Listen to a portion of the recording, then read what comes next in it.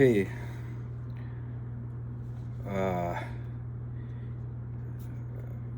We're going to start up the rekindle with this a recap for the whole overriding 21st card and theme of the reading.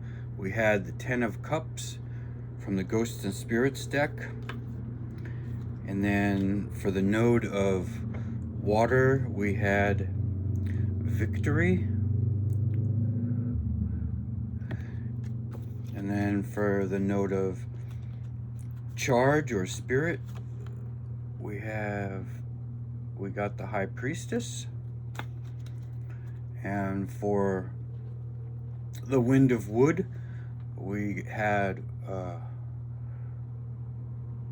Victory, Power. We had Power, have power. And let's see, for the node of fire we have the Hermit, and for the node of earth we have the Blessing of Ruin. What gets from our ruin and decay and a breakdown and refeed to the roots, right? So what we had from the path from water to air, or Wind of Wood, was the Lovers, yay! And what we had from the path from Wind of Wood to earth, we had gotten the Four of Swords. Four of Swords. So you can look back and replay that if you want the meaning or interpret your own. And then from earth to path from earth to the Spirit of Charge, we had the Six of Wands.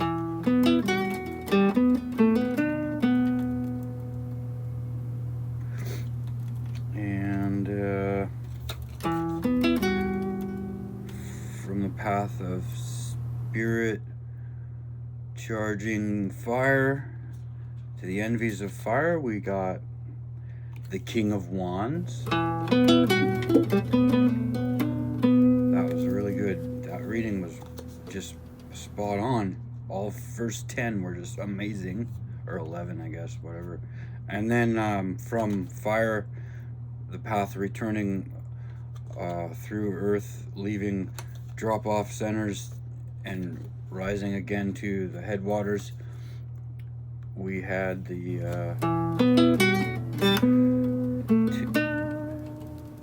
two of coins. I can't read it without my glass. Yeah, two of coins. Iron Man's gauntlet. Nice. And then I think we did pull the first of the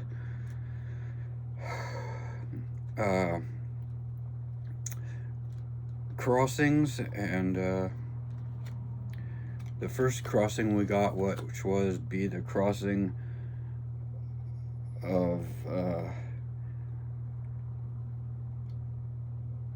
earth to charge, going through the path of water to wind, and we got the Three of Cups. So I'll pause it here now that we've got the recap up to par, and I'll start the finesse of the continued reading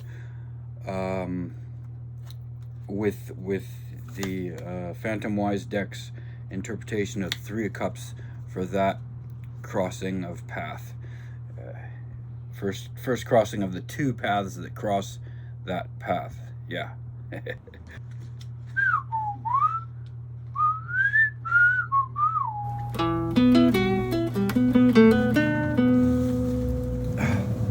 Okay, I'm back. Had to go get some shorts on. It heated up a bit around up in here.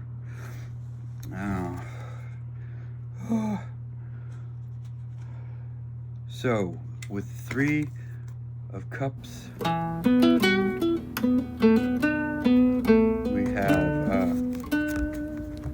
Phantom-wise deck's interpretation. Let's see.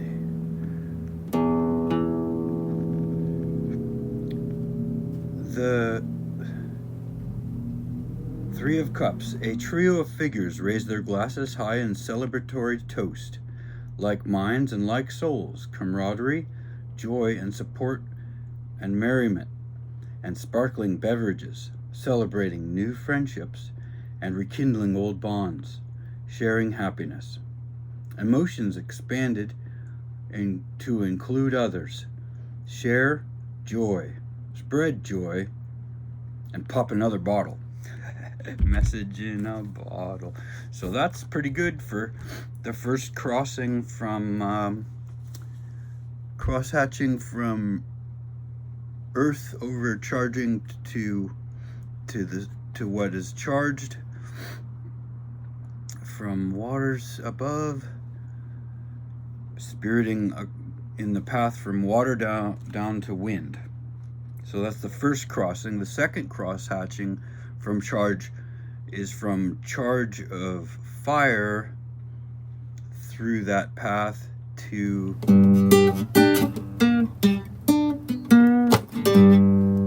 cross-hatching charge to fire. Oh, from charge to fire. So it's actually down through that path of water down over to wind in an altering direction. So how is that? What does it take from the current and add to it? It says the second cross-hatching is the energy of the Hierophant to those those nodes on that path. And in this book, the Hierophant message is energy of two inquisitive cats sit in a library overflowing with books, listening attentively at the feet of their storyteller. When the story is completed, they will ask politely for one another.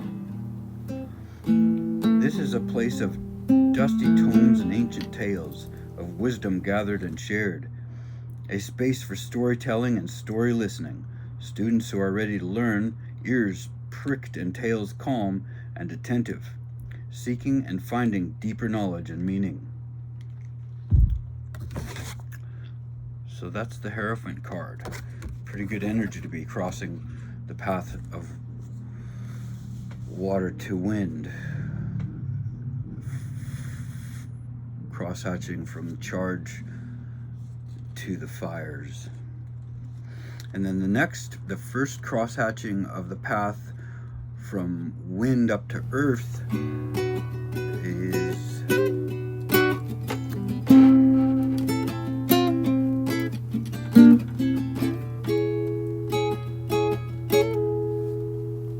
the second, the first cross-hatching from charge to fire's second affections for the spiriting on path from wind to earth.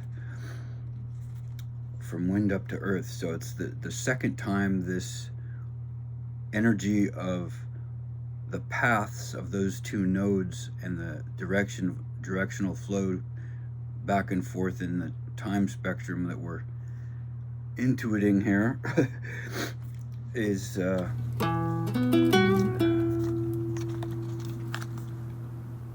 Two of Cups.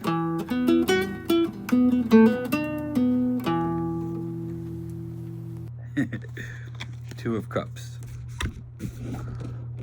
So we've got 5 more to go after, no, 6 more to go after this, I think.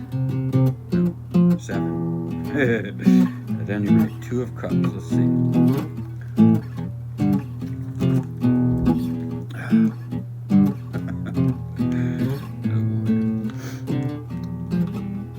Two bunnies together in matching teacups, making connections. Warm fuzzies and soft noses, balance and happiness, sharing, developing partnerships with similar souls, a potential for bonding, a new relationship, platonic or romantic, kindred spirits, discovering a new friend, someone who brings joy and lightness and harmony. So that's pretty good. Cross hatching from the second cross hatching of charge to fires, affections for the spiriting on path from wind up to earth. So that's good to have in the air, that kind of be open to new opportunities in relationships, right? So, yeah. Let's see. What do we got here? The second cross hatching is from fire to water, spiriting across the path from wind to earth. And for that we get the High Priestess. Again, because I think we got that as our second in the nodal configuration. So that's good. From the taste of the energy of the path from wind settling into the earth, we've got the High Priestess. And what kind of energies this book say that she's bringing to the table of earth? We have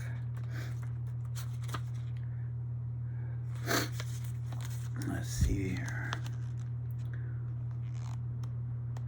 The High Priestess, between two columns, one black and one white, a figure exists, sitting in the space between. One eye is covered, looking only forward, while the other looks outward. A book sits open, waiting to be read by the light of an impossible moon. Here is the guardian of secrets and solitude and hidden things. A time to pause and contemplate and understand what is being sought, to plumb hidden depths and ponder mysterious mysteries both new and ancient. So this kind of says to me in this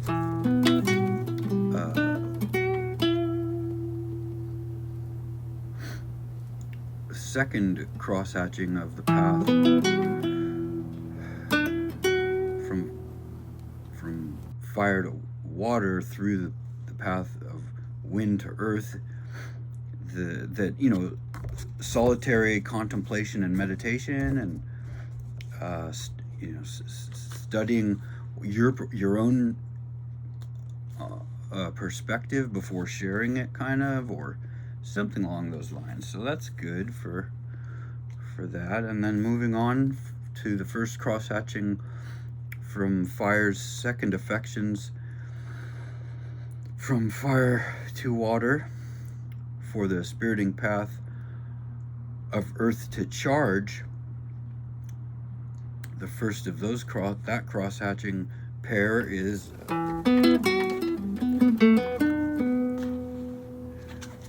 the Knight of Swords.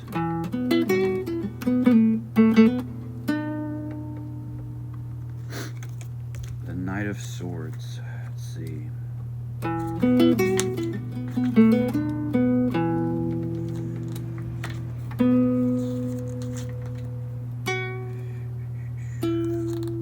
Knight of Swords. Looks like a little guy on a griffin, right? So, the Knight of Swords, a figure astride a griffin, has their sword drawn ready to fly or to fight with sharp blades and sharp claws. A time for being logical and analytical and blunt, cutting straight to the point, rushing into battle, a person who is self-assured, confident, impetuous, and incisive. So, because it's on the path from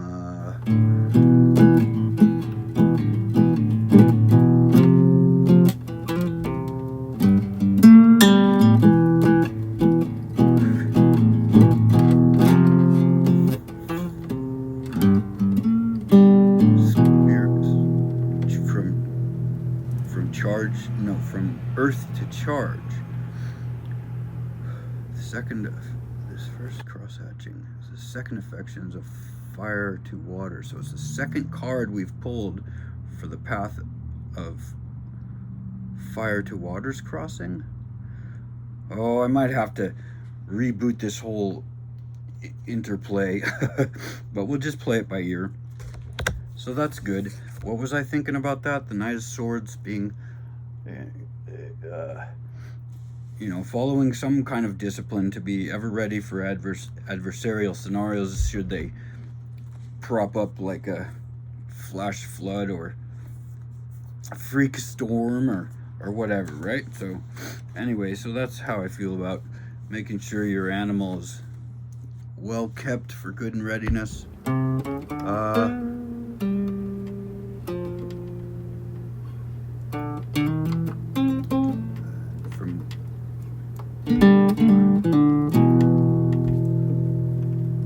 We're working from here, I'm gonna pause this and recollect my wits. This is kind of challenging, but we're getting better at it.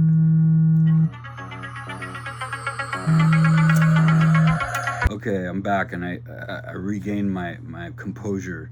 We were at the first cross hatching from fire's second affections, from fire to water. For the spiriting path, it is crossing of earth to charge. And the second cross hatching is from water to wind on the spiriting path. So the energy is coming down instead of up like the previous cross hatching of the wingspan of where we're at in the wheel right now. And the energy is from water to wind, crossing the path of earth to charge, or earth to charge, whichever. And that second one is the King of Cups. So that's another great portent for our reading. Portent, that's a rare word. Portent, I like it. Let's see, King of Cups. For that kind of energy coming down, splicing through earth to charge, from water to wind. The energy of that crossing is the King of Cups. Makes kind of sense, huh? So you kind of dip your cup midstream and get some. Hopefully that well is not gonna produce transmutation from poison to venom. But we'd antidote that, right? Milk it. King of Cups.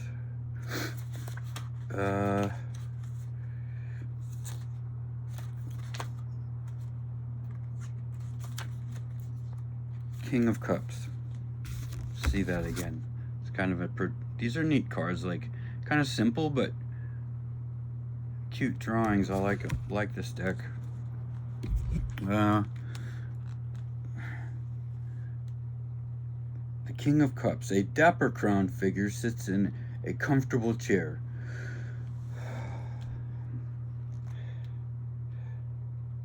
Sipping at a well-mixed martini. A time of stability, sensitivity, and wisdom. A person who is emotionally mature, an excellent listener, exhibiting an understanding of human nature, being dreamy and idealistic.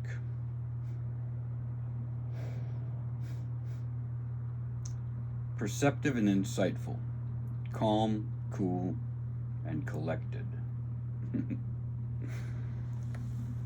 Well, that's right in line with where this card comes into play in our medicine wheel here.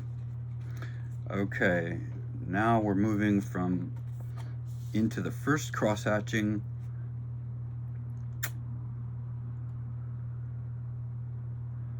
From charging spirit to the path of fire, the first cross hatch comes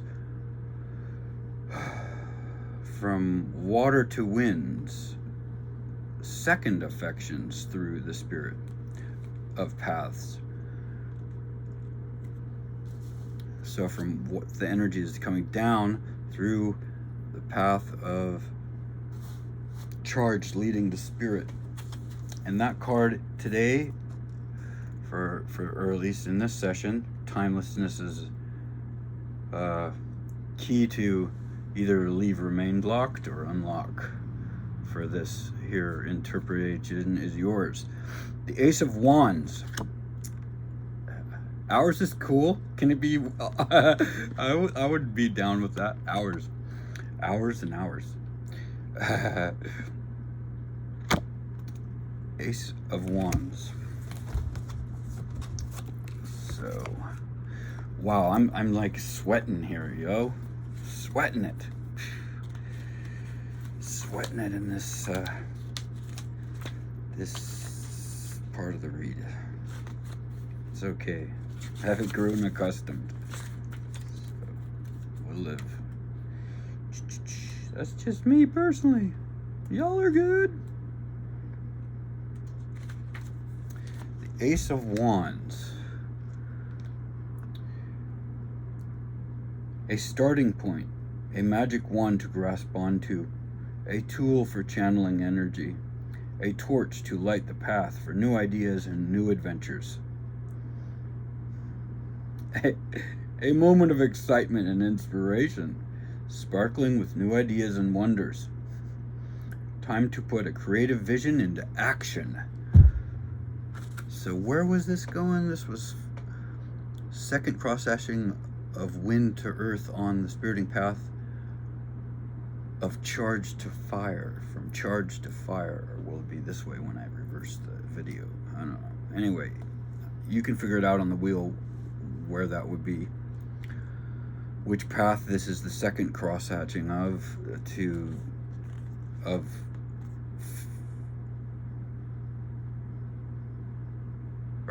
or were we reading the first? Yeah, no, because the King of Cups was the first cross-hatching. So this is from wind to earth. So this would be crossing up through that path. And what did we get? We got the Ace of Wands, right? Or, yeah, it's not time to draw another one. Did I read it? Starting point one to grasp. Yeah, so that's great. Do I have anything to add in the directionality of the, it's going, it looks like it's headed up, so that's good for the Ace of Wands. I mean, come on, right? So okay, all right, that's enough from. The next one is the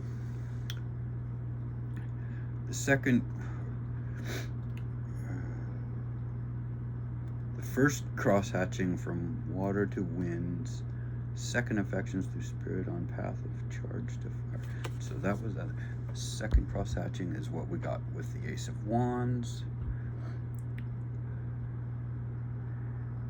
And now we have, should be from fire, the first cross-hatching of fire's path to our headwaters, right? Ooh.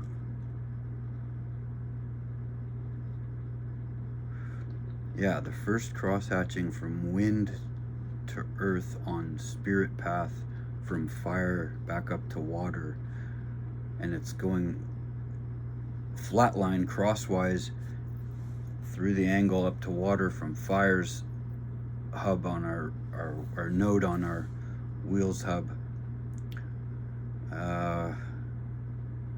dropping. So what's dropping to earth? What are we dropping on the you know, what's filtering out of the smoke and becoming river bottom clay? We've got the devil. We got the devil. You guys, my peeps, we got the devil. That's a good thing to recognize and drop ash, you know, shed your ashes and phoenix on up into the waters to be translucent. Ooh, this first cross-hatching from wind is from wind to earth. So wind is dropping off some ash on its phoenixing up through that. So, right, so it's this way, and the crosshatch, the first crosshatch is from wind to earth, which is crossing the first crossing. So the next crossing will be from earth to charge, I think. Let's see. So the devil, let's read the devil though. Dropping attachments and making new ones, maybe. Where's the devil? Where are you? Come on, I'm trying to be advocate for you, bub.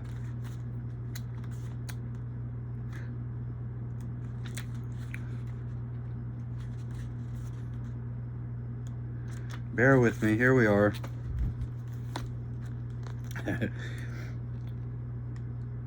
The devil, a figure sits with shadowed eyes and an easy smile, a little bit menacing and a little bit intriguing, a sweet-voiced temptation.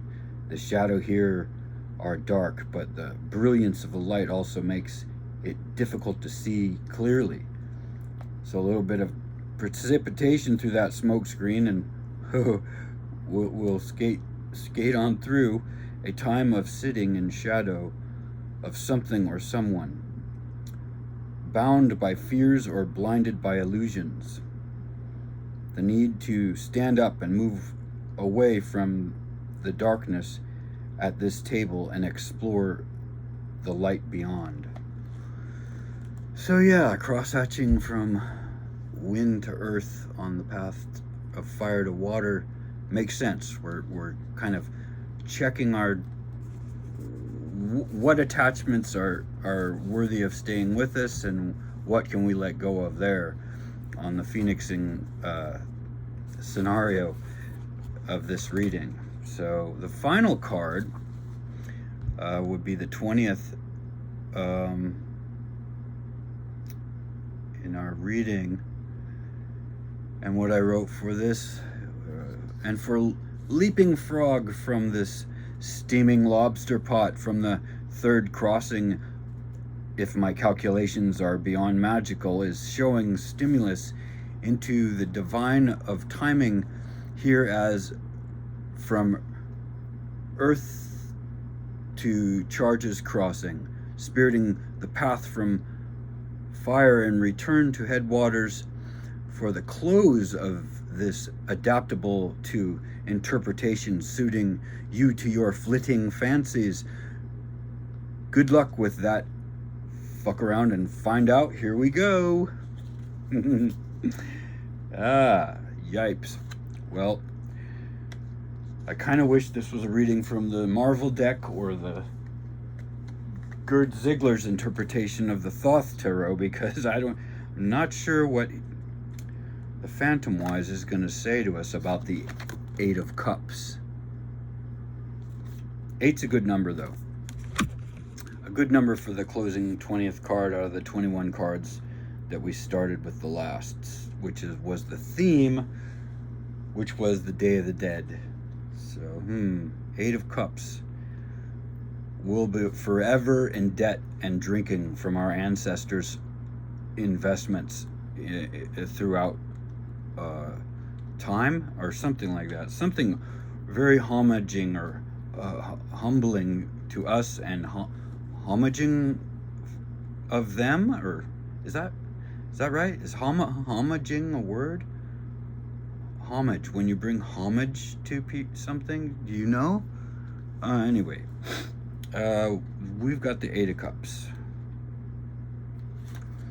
It looks like a figure climbing a stair, and she's got these cups back or behind her that she could turn around to. Let's see, what does he say? The Eight of Cups, a cloaked figure, ascends a long staircase, moving on and leaving things behind. Oh, so this is just incredible. From the last crossing of the path of fire up to water, for that crossing being from earth to what's in charge. So we're letting go of what charges we don't want to take with us or give out, and we're taking on what we learn from our experiences here on Earth, right? So that's what's going to precipitate in heaven or something. So a cloaked figure, a time for seeking and finding, embracing change, taking steps towards something new and away from something else, wandering, following your heart into change, transition, a new journey. Okay, well, that's the last card, and that's a good one, since the Three of Cups tripped us up into that side mission. That's a good number, the 8. I like the recirculant and crossing energy of the 8. Letting go of things at the crossroads, but not your soul. Oh, this was fun, you guys. I hope you enjoyed it heart to heart.